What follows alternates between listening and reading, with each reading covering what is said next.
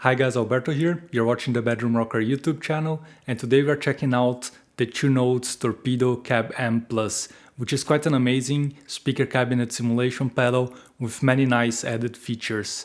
As usual, I'm gonna start by playing the pedal over a backing track, and this time I have used it with bass, electric and acoustic guitar.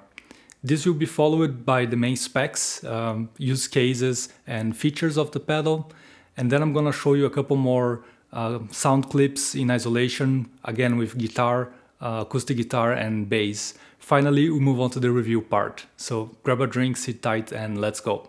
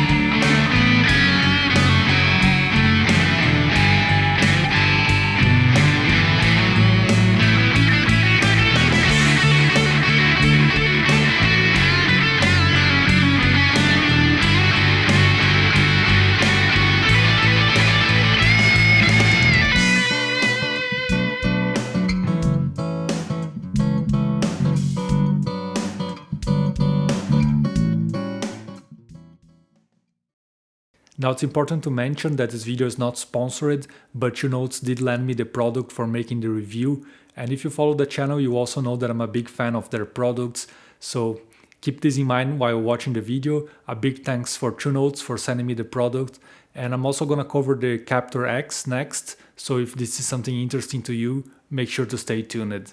The main goal of the c.a.b Plus is to send a DI signal with a high quality speaker cabinet simulation into front of house if you're performing live, or into an audio interface for recording. There are primarily two ways of connecting the c.a.b. The first one is by using the speaker output of your amplifier. This goes into the c.a.b and then you can take the DI signal from there.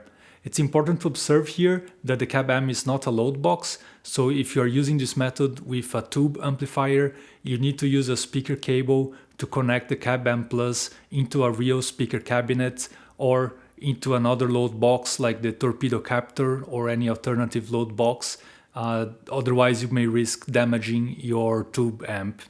In my opinion, this approach is great if you want to perform live, still using a speaker cabinet, but you want to ditch the microphone, so you don't want to place a microphone in front of it. And this could be the case either because you just like the sound and the feel of having a speaker cabinet on stage, or you just want to rely on it as your main monitor, but you can use then the c.a.b to ditch the microphone and still be able to send a high quality signal to the front of house. We are not covering this method today because I basically use it in 90% of my other videos, so if you want to hear how a tube amp with a speaker cabinet simulation by Thougts sound like, just make sure to check any other of my videos. The second method is to completely ditch your amplifier and just plug your pedals straight into the c.a.b Plus. This is great for a compact ampless pedal board based rig, because you can just throw the c.a.b into your pedal board and feed your favorite overdrives and distortions into it. The preamp is also designed to be super clean and with high headroom, so you can also take modulation, delays and reverbs with a lot of clarity. In terms of tone shaping, the c.a.b Plus offers a ton of different possibilities, so you start by choosing the cabinet simulation, then you can choose 2 different microphones to place in front of the speaker cabinet and you can play with their position. Then we have the preamp model, which is based on a Fender 1974 Bassman, And as I mentioned, this is really more of a clean preamp, so don't expect to be able to crank it and get a nice saturated sound. So it's really more to be used as a white canvas for your pedals. Then we have the power amp model, and here we have a couple of different power amp tubes in pentode and triode mode to choose from, and also controls for the contour and for the depth. The power amp has quite a drastic effect to the overall sound. Then after that we have the equalization section. We have the sound enhancer, which is maybe the equivalent of the beauty mode in your cell phone camera. So it's like can be nice, but use it with moderation. We have also a noise gate, which for me worked quite nicely, but I'm not much of a high gain noise gate player to be able to comment on that. And finally, we have the reverb section. And then we have like a couple of different models for ambient reverb, so things like a studio room or a cathedral basement, and also studio reverbs like plate, hall, and spring. And to me, they all sound really great and offer also quite a bit of control in terms of color and the size of the room, echo, and the mix between the dry and the wet sound. In terms of power supply, the c.a.b Plus requires a regular center negative pin connector, 12 volts and about 300 milliamps of current. So any decent isolated power supply with switchable voltage options will be able to power it. In my case, I'm using the Harley Benton ISO 2 Pro, which has enough juice to power like a fully analog pedal board plus the c.a.b at 12 volts. All settings can be changed by using the TrueNotes Torpedo Remote app. It can be connected to your computer via USB or into your phone and tablet via Bluetooth. And in my opinion, the app looks great, is also super intuitive to use. And I think that's the best way to fine tune your sound. Of course, you can do also all the changes on the pedal itself, but I found this a bit more clumsy with the small screen. So I normally do my first fine tuning at home using the app. And if I need to change something on the go later at the gig, then I just quickly dive into the pedal menu, and most settings are within 2 to 3 clicks away. Another big plus for the c.a.b is that it can also be used as a regular impulse response loader. So if you have third-party IRs that you already know and love, you can just load them into the c.a.b Plus and even combine them with the other features like the pre-power amp, EQ, and even the reverbs.